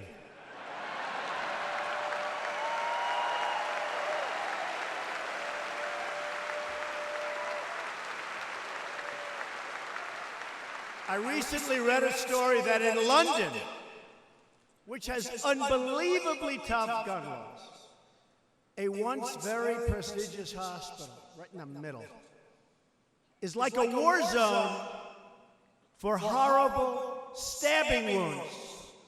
Yes, that's right. They don't have guns. They have knives.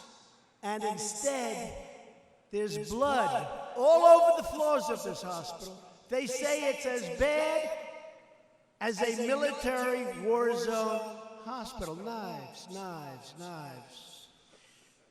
London hasn't been used to that. They're getting used to it. It's pretty tough. We're here today because we recognize a simple fact.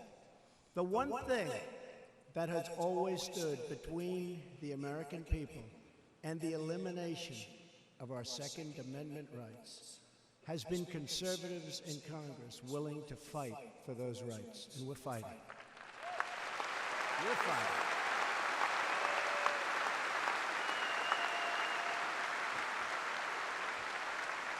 We're fighting to defend our freedom. We need the people in Washington to support our freedom, to support our candidates, to support Ted, to support the people that have to raise their hand. You know, they say we have a majority. We have what? A majority of one person? That's not really a majority. We need Republicans to do it right, to get the kind of things we want. We've got to get Republicans elected. We've got to do great in 18. Those midterms, we have to do good. We need judges who will enforce our laws, protect our sovereignty, and uphold our American way of life. The Constitution can't be changed by judges, bureaucrats, or the United Nations. That is why we are appointing federal judges who will interpret the law as written.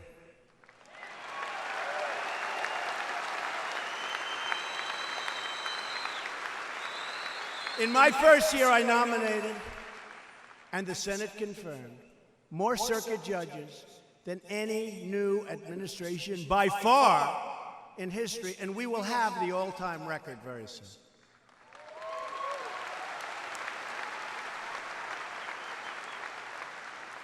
President Obama was very nice to us because he left us a lot of judges tonight. I said, that's a lot of judges.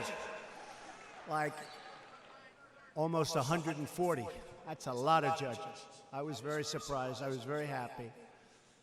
And we put an incredible new justice on the Supreme Court, Judge Neil Gorsuch. Yet virtually every single Democrat in the Senate opposed Neil Gorsuch, just like they have consistently opposed judges who will protect your basic freedoms. And by the way they're slow-walking people that are supposed to be working for us in government. If you look at what they're doing, in the history of this country, there has never been anything like what the Democrats are doing on great people who gave up their jobs and their lives to take a job as an ambassador or people working for our government, and they can't get approved because every single one of them is being slow-walked by the Democrats, and it's never happened before. And you know what? I hope we have long memories, but I hope we don't have to worry about it because we're going to be there a long time, so we won't have to worry about it. But what they're doing is disgraceful. What they are doing, Schumer and the group, what they are doing is disgraceful. What they're doing to the wall and immigration is disgraceful, and you just take a look at the border, okay? You take a look. Take a look at what's happening. My administration and conservatives in Congress were elected to uphold your rights, to rebuild our military, which we are doing a great job of rebuilding, to restore our prosperity, to secure our communities and defend our borders.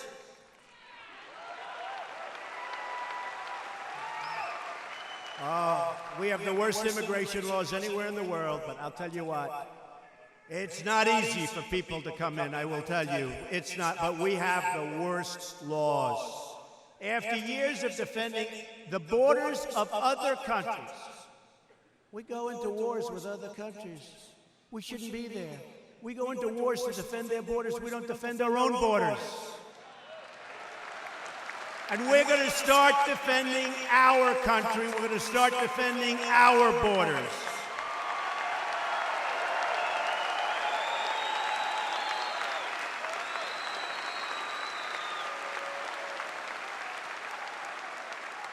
You've all seen on television, all over the papers, the illegal migrants pouring up through Mexico, flooding the border, many from Central America, Honduras, all over the place, coming up by the thousands. We're stopping them at different fronts, but we don't have laws. We have laws that were written by people that truly could not love our country. Illegal immigration must end.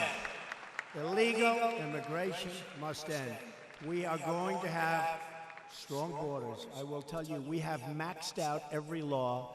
We are going to have truly strong, and we're going to take people into our country, but they're going to come in based on merit, not based on picking somebody out of a bin. We are not going to let our country be overwhelmed, and we're going to demand Congress secure the border in the upcoming CR. It's going to be very soon. It's going to be very soon. In recent months, Democratic lawmakers have voted against legislation to close deadly immigration loopholes, like catch and release. How about that one? We caught them. Oh, release them. Bye-bye. Welcome to America. Welcome to America. That's what we have. We're going to keep the violent criminals out. Senate Democrats like John Tester, you saw what happened there. What he did to one of the finest people in our country. What he did to the Admiral. What he did is a disgrace. John Tester. Bill Nelson and Bob Casey voted against Kate's Law, legislation named for Kate Steinle, who was gunned down by a 5-time deported illegal immigrant. And you saw what happened with that court case. Can you believe the result of that court case? Can you believe that? The same senators, along with nearly every other Democrat, also voted to protect something that's actually becoming very unpopular, sanctuary cities. Can you believe finally people are starting to get it? Democrats and liberals in Congress want to disarm law-abiding Americans. At the same time, they're releasing dangerous criminal aliens and savage gang members onto our streets. These countries send up their worst. Remember what my opening speech, I got criticized for it, remember? Well, guess what? They're not sending their finest, that I can tell you. We're getting some real beauties in here. But we're taking MS-13 horrible killer gang members, we're getting them out because our guys are much tougher than theirs. There is not even a little bit of a contest. And that's the only language they understand. That's the only language they understand. These are savage killers. My administration believes our cities should be safe havens for Americans, not sanctuaries for criminals.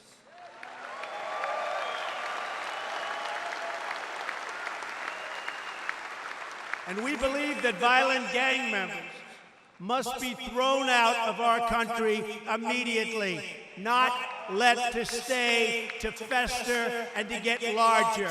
We get them out, and we are taking them out by the thousands.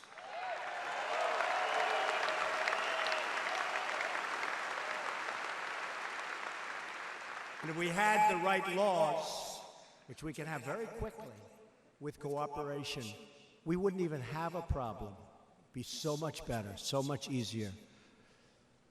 We believe that politicians who put criminal aliens before American citizens should be voted out of office immediately.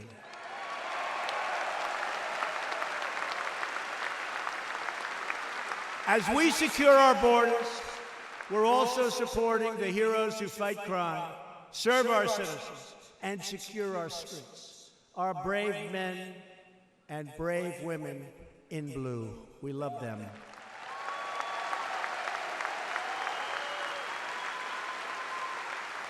In my administration, we have a simple policy. We will protect those who protect us. You saw what I did with the military equipment, the excess equipment that was sitting all over the country in warehouses, never to be used again. And other administrations, they just didn't want to give it to the police.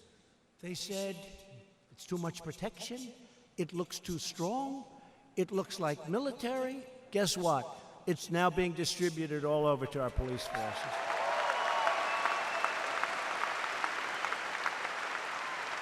And it's better than they could ever buy. Can't buy stuff like that.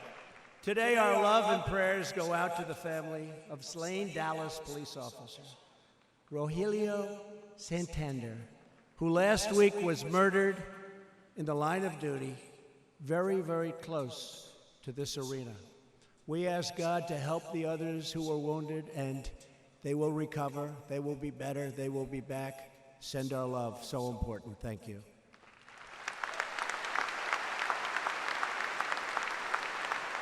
And we mourn together with the entire Dallas Police Department. It's a great police department. A police force that has lost too many heroes, but has never lost its will to protect and to serve you.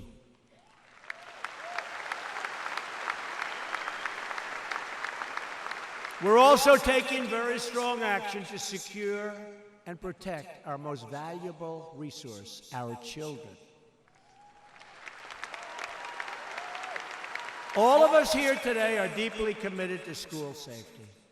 Nothing is more important than protecting innocent lives. And I will tell you, Wayne and Chris and all of the people at the NRA, we speak about it all the time. These are great people. These are great Americans. These people have great heart.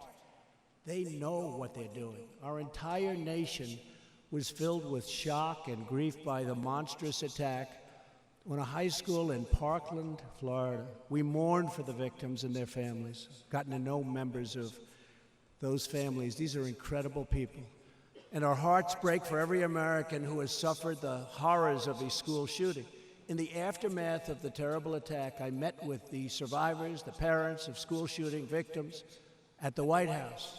I was inspired, like all of you were, by their incredible courage. We agreed that it's not enough to simply take actions that make us feel like we're making a difference. We must ensure that we actually make a difference. And my administration has pursued an aggressive strategy on community safety.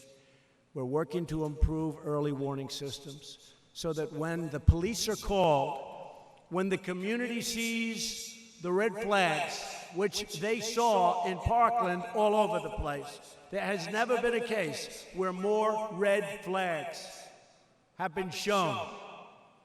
Swift action is taken by the authorities. Law-abiding gun owners want to keep firearms out of the hands of those who pose a danger to themselves and to others. We all want that. We all want that.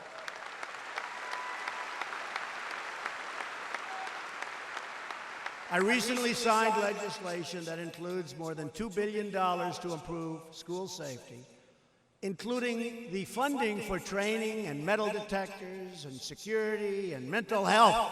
Mental health is a big one. They don't like to talk about mental health. Mental health. That was the #1 example in Park. That legislation also made vital improvements to our background check system, which everybody wants. Finally, all of us agree that we must harden certain schools. At the same time, the police have to be able to get into those schools if there's a problem. We want armed guards. We want to be able to get in. I saw some of the craziest plans that I've ever seen. You can spend a fortune on each school. You will spend so much. Nobody knows more about construction than I do. You will spend so much. You're going to make it so hard that you can't run a D8. You know what that is, right? Through the doors. Means a tractor.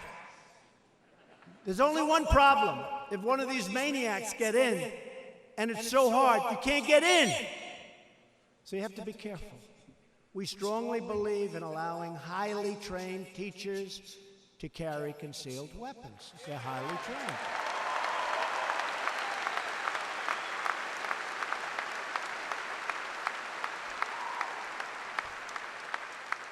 And we want highly trained security guards. 98% of mass public shootings have occurred in places where guns are banned, just so you understand. Tragically, as we've seen, there's no sign more inviting to a mass killer than a sign that declares this school is a gun-free zone. Come in and take us. 98%. You know, they're cowards. You saw that in the recent case where he did all of his damage and then he sort of slinked out of the school. And the policeman outside caught him in a different community. That policeman did a good job. That policeman did a good job. Caught him in a different community. But they are cowards. When they know there's guns inside, they're not going in. We just don't understand that. We can't get that word out. But highly trained people. At the same time, there is no stronger deterrent for a sick individual than the knowledge that their attack will end their life and will end in total failure. When they know that, they're not going in.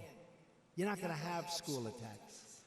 We support the Second Amendment, not only because we believe in freedom, but also because we trust in everyday, talented, wonderful people. They love our students.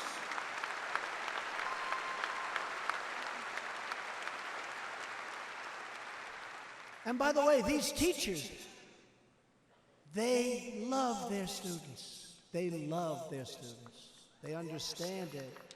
They love their students, and they're not going to let anybody hurt their students. But you have to give them a chance. In America, we trust the people to be wise and to be good. We trust them to take responsibility for themselves, their families, and their communities.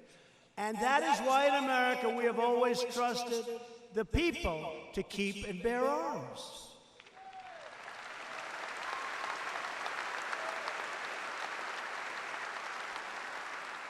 It is fitting that we gather today in the great state of Texas, a place that cherishes their right like no other.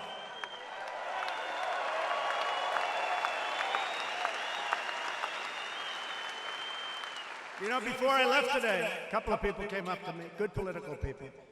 They said, you know, going to the NRA convention and speaking today, that'll be very controversial. It might not be popular. You know what I said? Bye-bye, got to get on the plane. Because we have to do the right thing.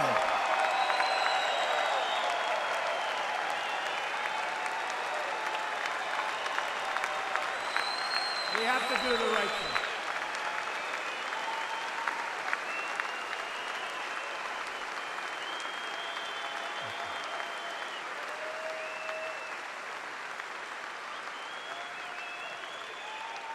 This proud state would not exist if not for a handful of determined and defiant Texans who refused to surrender their rights nearly 2 centuries ago.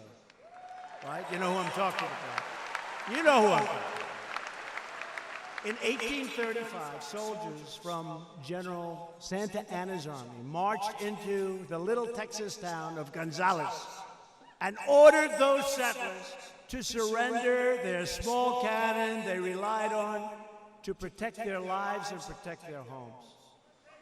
The Texans refused. You refused. You're tough. That's right. They were not about to give up their only means of self-defense. In response, Santa Anna's army returned with a large group of additional people. They had men all over the place. The army was big. This time they were met by dozens of Texans, settlers, soldiers, and ordinary citizens who had rushed to Gonzales to defend their rights and their freedom. As Santa Anna's men watched from a distance, those brave Texans raised a flag for all to see. And you know what it said. On the banner, they painted a cannon along with 4 words that echoed through the ages. And you know what it is? It said, "Come and take it. Come and take it."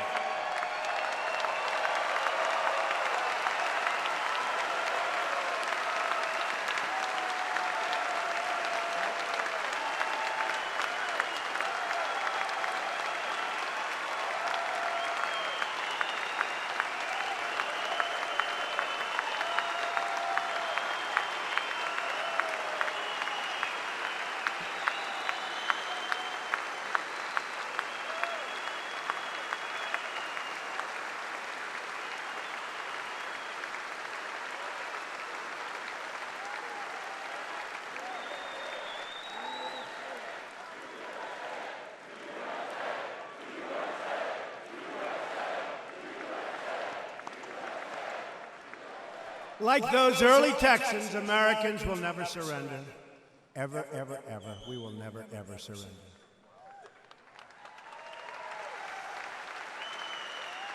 We will never give up our freedom. Americans are born free. We will live free, and we will die free.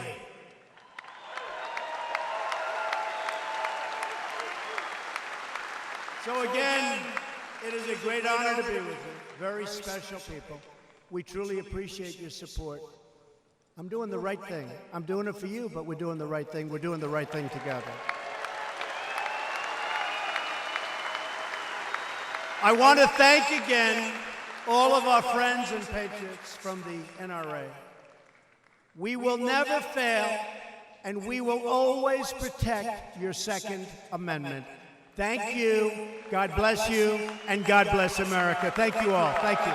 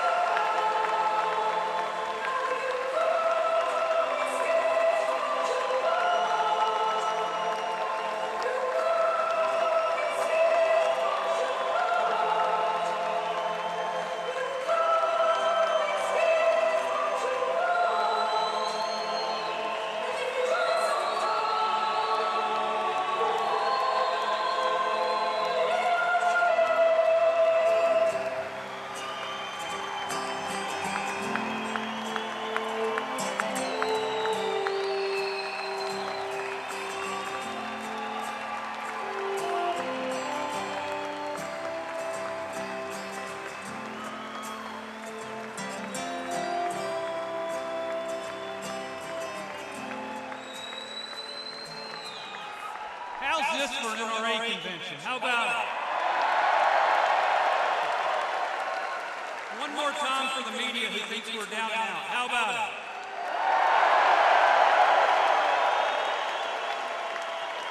If you're having a good time, you don't want to go anywhere because we're just getting started. We're going to make one more podium change and we'll be right back. So give us just 1 minute.